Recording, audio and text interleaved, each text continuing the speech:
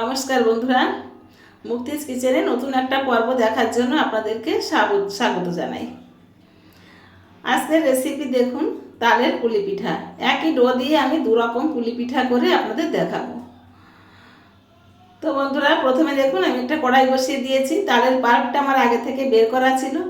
কড়াইয়ে দিয়ে দিলাম 1 বাটি তালের পাল্প, আর সেই বাটিরই 1 বাটি দিয়ে দিলাম জল, দিয়ে একটু স্বাদ মতো লবণ দিয়ে দিয়েছি। দিয়ে যখন তালের পাল্পটা ফুটে গেছে তখন অল্প অল্প করে চালের গুঁড়ো অ্যাড করে দিচ্ছি। চালের গুঁড়ো কিন্তু আমি বন্ধুরা 2 বাটি দেবো। 1 বাটি তাল 1 বাটি জল, সেখানে আমি 2 বাটি চালের গুঁড়ো দেবো। দিয়ে দেখুন একটা সুন্দর একটা ডো তৈরি করে নিয়েছি। এবার এই ডোটা নামিয়ে নিচ্ছি কড়াই থেকে। নামিয়ে একটু ঠান্ডা করে একটু মেখে নিতে হবে। মেখে নিয়ে তারপর যেমন আপনারা করতে চান, ছোটো করুন বড় করুন, কোনো কথা নেই। আমি দেখুন বল বল করে নিয়ে তার মধ্যে নারকেলের পুর দিয়ে দিয়েছি। নারকেলের পুরটাও আমার আগে থেকে করা ছিল, আমি একবারে অনেকটা বেশি করে রেখে দিই। যখন লাগে তখন বের করে ব্যবহার করি। অবশ্যই টিপে রেখে দিই বন্ধুরা। দেখুন এই যে পুলি পিঠাগুলো আমি তৈরি করে নিচ্ছি। এক এক করে সবগুলো পুলি পিঠাই আমি তৈরি করে নেব। এই একই পিঠাই আমার 2 রকম হবে বন্ধুরা, আলাদা করে কিছু করতে হবে না। এভাবে করে নিয়ে সবগুলো পিঠাই আমি করে নিয়ে আপনাদের দেখাচ্ছি। এই দেখুন বন্ধুরা, আমার সবগুলো পিঠাই তৈরি করা হয়ে গেছে।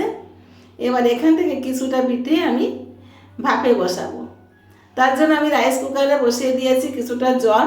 এই জলটা ফুটে ওঠা পর্যন্ত অপেক্ষা করব। আর নিয়ে নিয়েছি একটা ছিদ্রযুক্ত পাত্রটায় একটু তেল মাখিয়ে নিয়েছি। তারপর যখন জলটা ফুটে উঠেছে তখন এক এক করে পিঠেগুলো আমি এই পাত্রের উপরে দিয়ে চাপাতে দিয়েছি। মাত্র 10 মিনিট ভাপিয়ে তুলে নিয়েছি বন্ধুরা। এই যে দেখুন ভাপানোটা আমার হয়ে গেছে। আর এদিকে আর একটা কড়াই বসিয়েছি। কড়াইটা দিয়ে দিয়েছি কিছুটা সাদা তেল, তার মধ্যে দিয়ে পিঠেগুলো ভেজে তুলে নিচ্ছি। যাই হোক, আজকের এই ভিডিওটা বন্ধুরা আপনাদের কেমন লাগলো অবশ্যই কমেন্টে জানাবেন।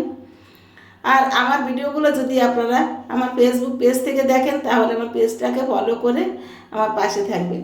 আর যদি আমার ইউটিউব চ্যানেল থেকে দেখেন তাহলে আমার চ্যানেলটাকে সাবস্ক্রাইব করে পাশে থাকা বেল আইকনটি অন করে দিবেন। একটু লাইক কমেন্ট শেয়ার করতে ভুলবেন না কিন্তু বন্ধুরা। আপনাদের একটা লাইক একটা কমেন্ট আমাকে অনেক দূর পর্যন্ত এগিয়ে নিয়ে যাবে। আজ এই পর্যন্তই, ধন্যবাদ সবাইকে।